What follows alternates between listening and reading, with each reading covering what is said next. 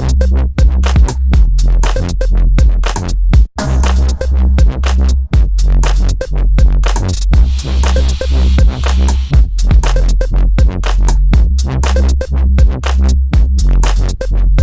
was recently diagnosed with sleep apnea, and I know what you're thinking out of all the diseases, right? I mean, you know what it does to a man with so low self-esteem? I can't even take a nap without fucking it up. They gave me this mask that looked like something a fighter pilot would wear.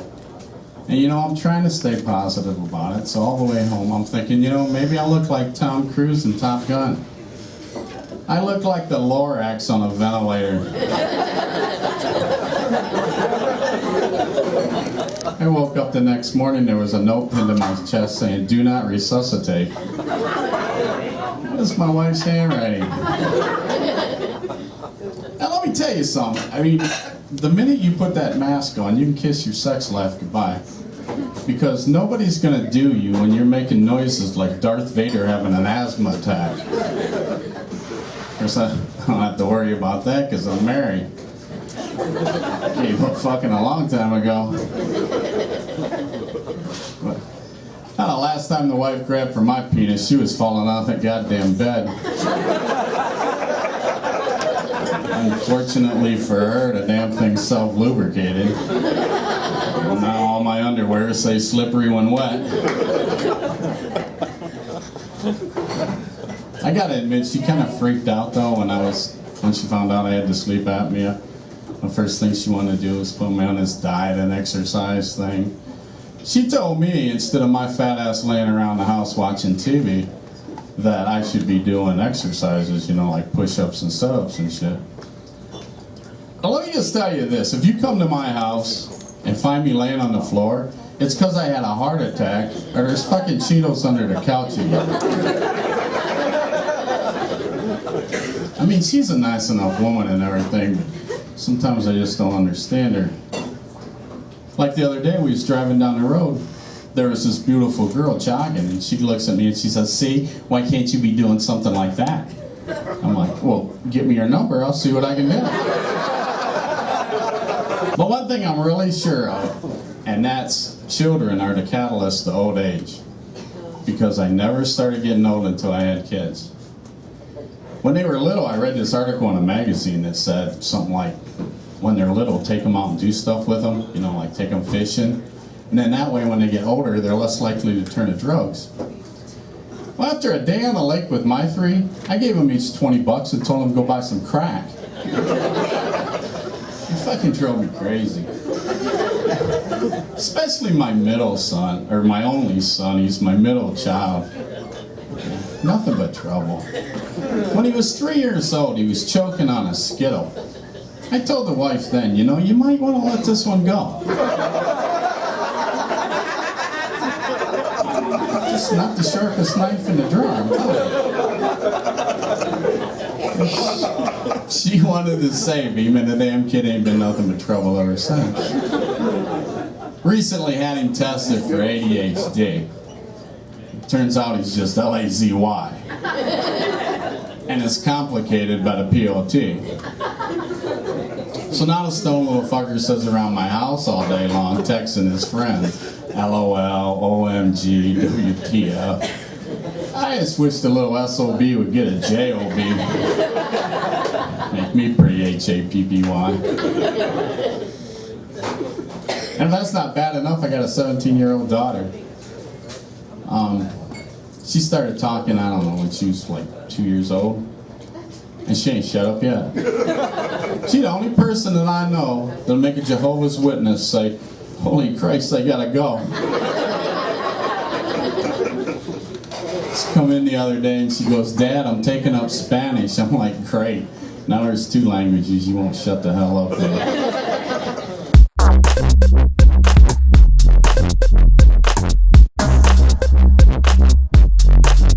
I hate those commercials for life insurance where they try to guilt you into buying a policy, you know what I mean? You know, the cost of a funeral can be very expensive. When you die, do you want to be a financial burden to your family? Yeah, as a matter of fact, I do. Fuck them!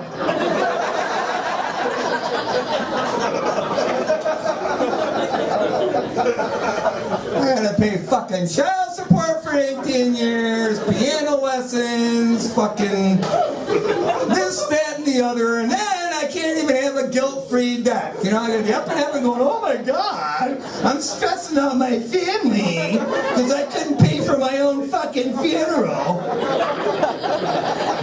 Shove a sausage up my ass and let the dogs drag me away, all right?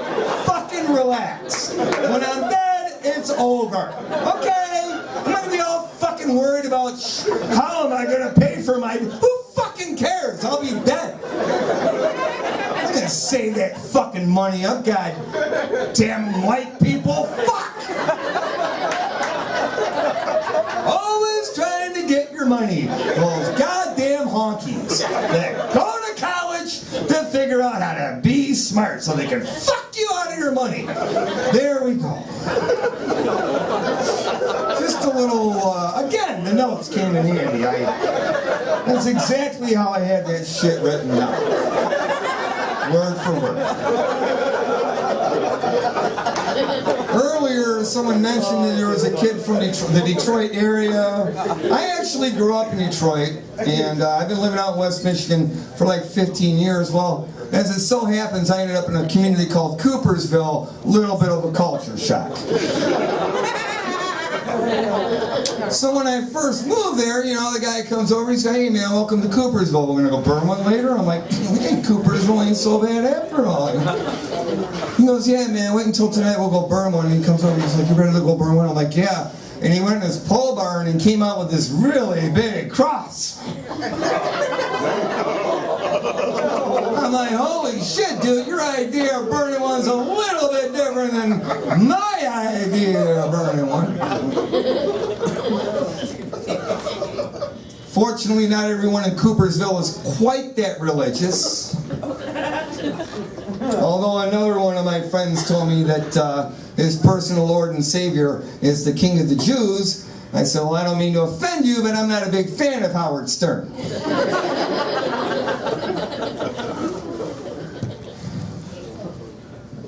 I'll leave you with this. I recently started taking pills for male enhancement. You think I'm serious? One guy laughs. I'm amazed at the results. Within the first week of taking these male enhancement pills, I totally forgot my girlfriend and I's anniversary. Which I used to have committed to memory, but now that I'm on male enhancement pills, I don't remember stupid shit like that anymore. He's like, honey, we've been together for 3 years. I'm like, yeah, thanks for reminding me, bitch. Give me a beer. These are pills for male enhancement. They're not giving me a bigger dick. They're just making me a bigger dick. Thank you and good night.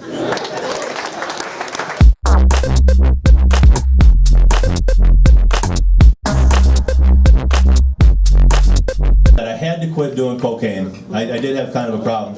A little bit. But I had to quit because I was tired of explaining to the neighbor why his dog was in my house. You know? Like, I don't know if anybody besides me and Hipster Hat have ever just gotten high. But I'm the type of guy that I like to get high alone. Okay? You feel me? Right, thank you. But you want to feel me? Anyway.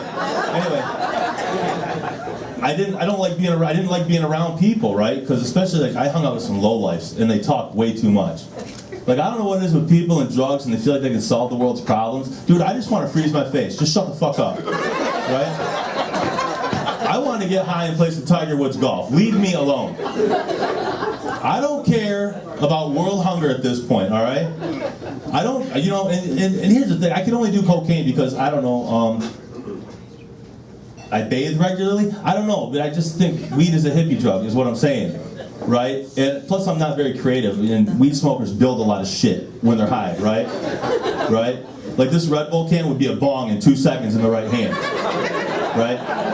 My shoe, no problem, I'm gonna smoke right out of it, watch this. So I would just do like the coke, but I didn't like to talk to people. Or I should say, I like to talk, I didn't like to listen, right? So I would always kidnap the neighbor's dog. I mean, he left him out. He looked lonely. I wanted some company, right? And it's kind of cool because you can talk to a dog when you're high, and every now and then they'll be like, yeah, I get it. Yeah. Totally. Yeah. And if I want to match up something with the other voice going in my head, you see what you do is you put a little peanut butter in the dog's mouth, and it looks like they're talking. Time in a state correctional facility, that's always fun. I hope no one else has to do that. But I moved back to Grand Rapids because I have a 11-year-old daughter here. I know, lady in the black, you're saying, holy shit, somebody procreated with that guy. I'd like to thank Jose Cuervo for that magical evening. I was also married. Anybody in here married? No. Really? Nobody else is fucking married? Nobody? Here's the thing, when I was married, my wife knew 2 sexual positions. She knew missionary, she knew drunk. That was it. Drunk is basically missionary with less resistance and more snoring, so there you go. But if she happened to fall asleep on her stomach, Daddy was having a good night, yeah. You know what I'm saying there, cocktail dress? Yeah. Yeah. All right.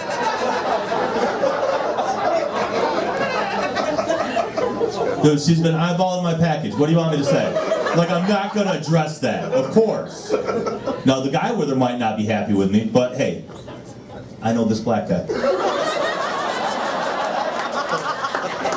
Here's the thing, folks. I'm going to get out of here on this. True story. Here you go. I know it's Sunday night. A lot of you guys got to work, but still some people get carried away. So if anybody feels like they've had way too much to drink tonight, at the end of the show, I'm in that back corner. Come grab me. Be happy to drive you home, all right? You guys cool with that? Get you home safe and stuff. I don't want anybody going through the DUI situation like I did. So you guys good with that? Cool. Now, you need to know this. I don't have a driver's license. So if we get pulled over, I'm running. Couple things. You do not know my name. And that bag of Xanax under the seat, that was yours. See you here, folks. Have a good night.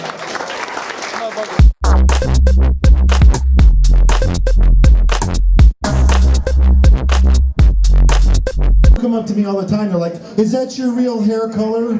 Do you dye your hair? As if I intended to look like this. Because there's so much sex appeal in the leprechaun look. Would you like to slide down my rainbow? It's hard to get lucky when your hair is the same color as red lights, fire trucks, biohazard stickers. Basically anything that means stop and use caution.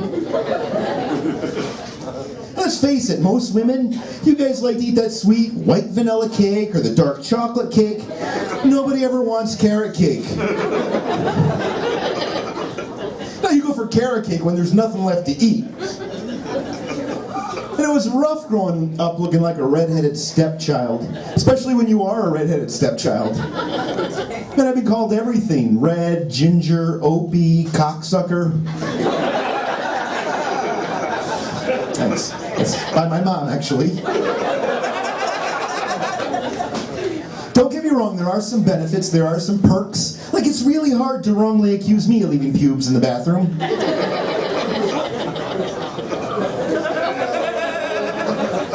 And I seem to get lucky with the bigger girls. Heavy, voluptuous, Rubenesque, they seem to be attracted to me. Like I remind them of their favorite people, Ronald McDonald and Wendy. It's like wearing cologne that smells like a cheeseburger. Once you go red, you'll be well fed. You guys are laughing. I can't go to a Wendy's without somebody thinking I'm from corporate. I walk in and there's panic in the kitchen. All you hear is, I think her brother's here, clean up. I don't know, Wendell.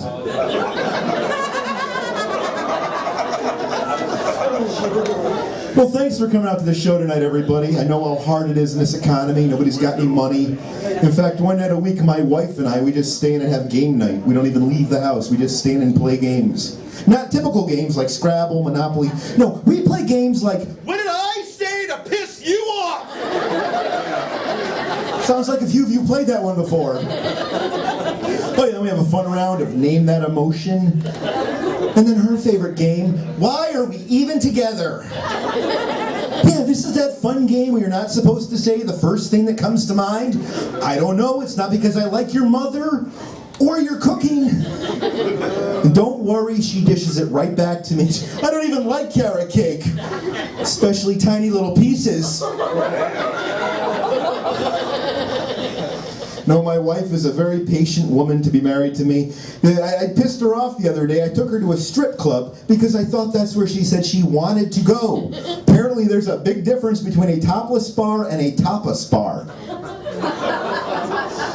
Yeah, one does small plates, the other big cups.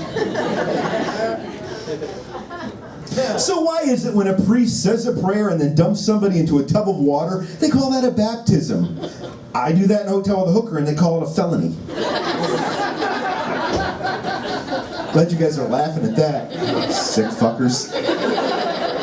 Well, as Brian said, I am a police officer. This is my therapy. This makes me feel good because my normal day job has a complete opposite effect on people. You know how quiet it got in here? No, true fact, I've been a cop for about 18 years now, and it's rough because I don't interact with people in good situations. I mean, let's face it, we don't pull you guys over to congratulate you when you're driving. You know, it's not like, you know why I stopped you? That turn back there was awesome. Way to use your blinker. It made my nipples hard. And every day I interact with people that have extreme personalities, closed-minded, short-tempered, overly medicated, and these are just my coworkers. But you guys want your police to have a sense of humor when you get pulled over. Don't worry, I'm not giving you a ticket. Just kidding! No, but it is a stressful job. It's stressful. Every day I go to work, I face the possibility of having to make a split-second decision. A split-second decision that most people could take the time to think about and contemplate. I have to know the answers to immediately. Important decisions like glazed, chocolate, sprinkles. I don't know why that's so funny, but it is, isn't it? Cops and donuts. It's cliche. When you think of one, you think of the other. Like nude beaches and ugly people. Truthfully, I'm not going to lie to you, I love the donuts. Donuts and coffee, the caffeine, the sugar, helps you stay awake, helps you stay motivated. You just got to be careful. Too much caffeine and sugar can get you jacked up, cause you to do things out of order. Little mistakes, like with warning shots. You're like, freeze or I'll shoot!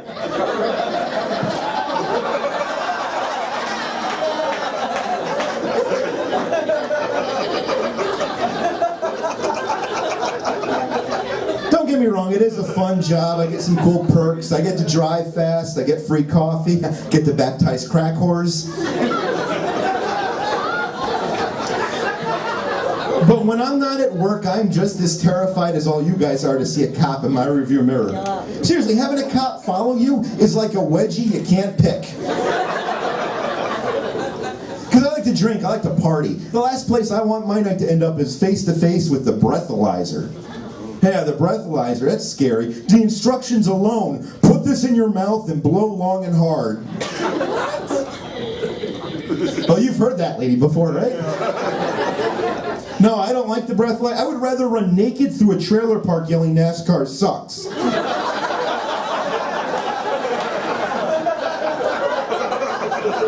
So glad you guys laughed at that joke. I told that last week in Sparta and it was silent.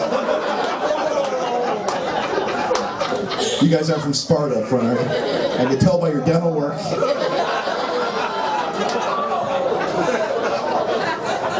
Alright, on that note, I'll be getting out of here soon. You know, a lot of you guys are looking at me like, oh, it must be real rough getting out of tickets. You guys have diplomatic immunity. Not true. You don't always want the cops to know who you are when you get pulled over. True story. One night I'm leaving the bar with a girl. Now, before you go judging me, this wasn't the kind of girl you want to be seen leaving the bar with. She's a bigger girl, a few extra pounds. In fact, to show off, I took her to Wendy's.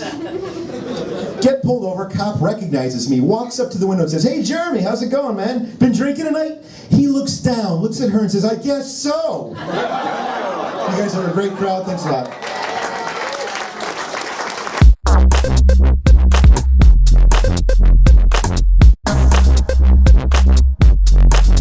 Nice to be here.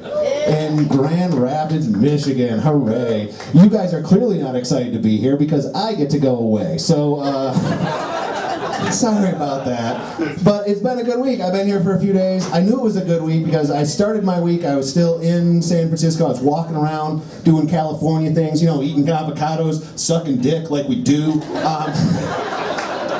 And I'm walking around. We get it back. It's organic out there, you guys. Come on.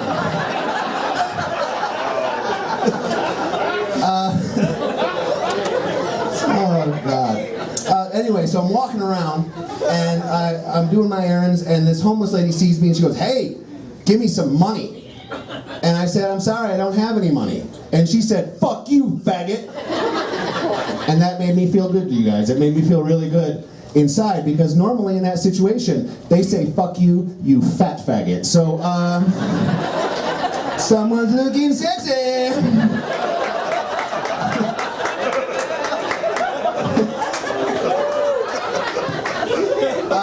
To look at me, you might say, "Look at how robust and healthy. I wonder if he has a VHS workout cassette that I could purchase after the show." But no, went to the doctor recently. Turns out I am riddled with disease. I in fact have a particular affliction, which is I am not high all the time. And it turns out medical science has recently caught up to this affliction. So I went and I got myself a medical marijuana card. And woo! Yes, one guy is super high and he is into it.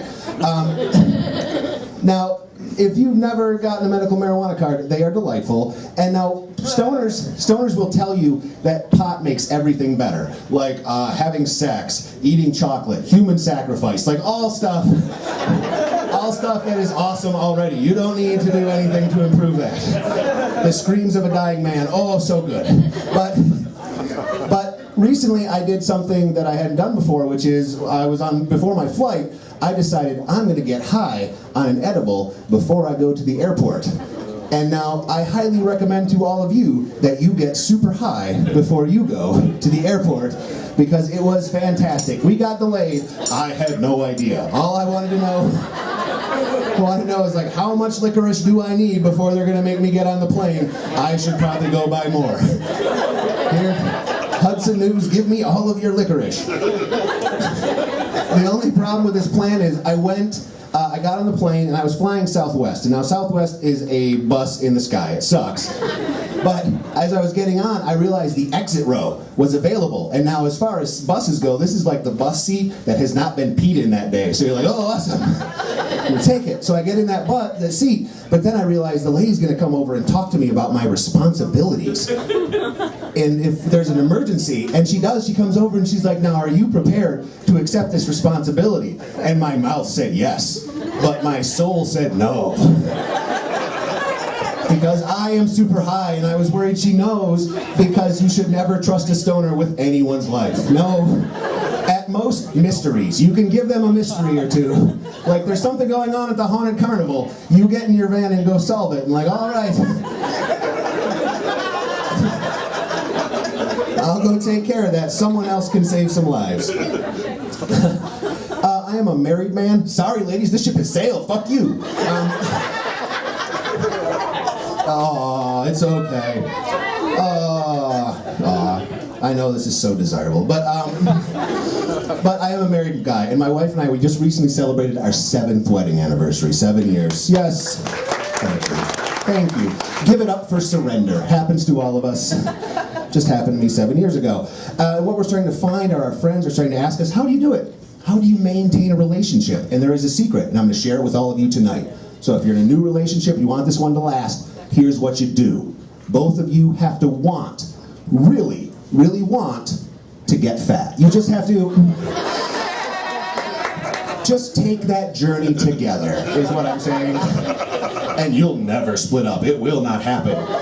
Because if you're both athletic and you're toned, you work out all the time, all that bullshit, you're going to get into one of those big fights. Like, you were supposed to pay the Comcast bill, or you gave me Hep C. Like, somewhere in there. You guys know that old chestnut. You're going to get in that fight. You're going to be shouting at each other, pointing, and finally one of you is going to go, you know what? you can suck a bag of dicks, because I'm hot. Like, look, if you see me, someone else is gonna put up with my bullshit to get a taste of all this. Have you seen me in Lululemon? I'm amazing. I'm out of here. But if you're both fat and you're trapped in a prison of weight, you ain't going no place. No. You're gonna get into that same argument, you're gonna be shouting at each other, you're gonna be fighting, and finally you're gonna get to that same break where you look at each other, you're both gonna stare at each other, you're both gonna be really sweaty, and you're gonna look at each other, and one of you's gonna go, okay, this one's bad, this one's pretty bad, but tell you what, let's order a pizza and find a compromise, because, if we break up, I gotta do sit-ups again, and, this feels like a meat lover's argument, doesn't it? A little bit about my youth. When I was in my early 20s, I went out and I got myself a DUI. Because dreams don't just happen, folks. You gotta make them happen. And I only got the one. I'm not a total scumbag like Steve, but I only got the one. He knows, he's aware. I only got the one, but if you've never had one, go get one. They're awesome. They're just so much fun. And what happens is they take your license away, you gotta pay a bunch of money, you get to go spend a night in the clink, all really fun stuff. But the thing I didn't know about is what they also do is they make you take a class about what a shitty human being you are. For about 10 weeks, you get to go to a classroom with a bunch of other stinky fuck-ups, and they just have a fat lady just shout at you. I don't know why she's fat, but she always was. And she just shouts at you and like, you're a bad adult. I am a bad adult. You make bad decisions. I do make bad decisions. And you just have to do that for like 10 weeks, and then they give you a certificate that you get to hang on your wall that you're no longer a shitty fuck-up anymore. It's like a diploma, but really terrible. And so the night that I got that one, me and a bunch of other guys in that class, we went out drinking. Because we got a certificate. We're good at it now. Sweet! So clearly I learned nothing. Fast forward a couple of years ago, I'm in San Francisco, I'm out with some friends, we're drinking, we're snorting rails of blow, because I know I look like a fat golfer, but I am like a Motley Crue roadie, you guys. I am so rad. I am just... And you know someone's cool when they tell you they're cool. Like, that's a hardcore sign. So anyway, we're doing all the drugs. It gets to like late morning, and we're like, okay, time to go home. So I'm walking home. This is how I walk when I'm all fucked up. And walking home, and this guy hits me with his car as I'm crossing the street. Spoiler alert, I'm okay.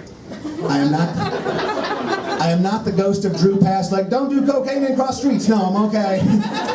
It was a Toyota hatchback. Look at me. I did more damage to him than he did to me. But what did happen in that situation is I went down, I hit the pavement, and I shit my pants. Yeah. And I was the kind of drunk where I don't know if it was involuntary, that I didn't have a choice, or I was just so drunk I went, fuck it.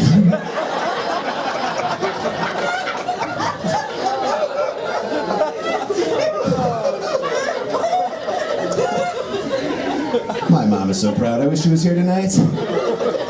But so, I go down, I shit my pants, and it was a hit and run accident. The guy actually took off. If you're ever in San Francisco and you see a Toyota hatchback with a big dent in the hood and some poop on the fender, that is the guy. Give me a call. But what did happen is that someone saw it, they called the cops. So I got to go for an ambulance ride in poopy pants. Good times. And then at the hospital, they called a cop to come take my statement about what happened. And I was very honest. I said, I've been drinking all night, I've been taking narcotics, I don't know if it was my fault or his fault. And the guy takes my statement, and I'm waiting for something else to come, for some other punishment. There was nothing.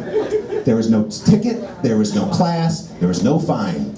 Because it turns out, you guys, San Francisco police believe if you have been hit by a car and shit your pants, you have learned every lesson that scenario has to teach you. You guys have been awesome. It's been a lot of fun being with you tonight. Have a good night.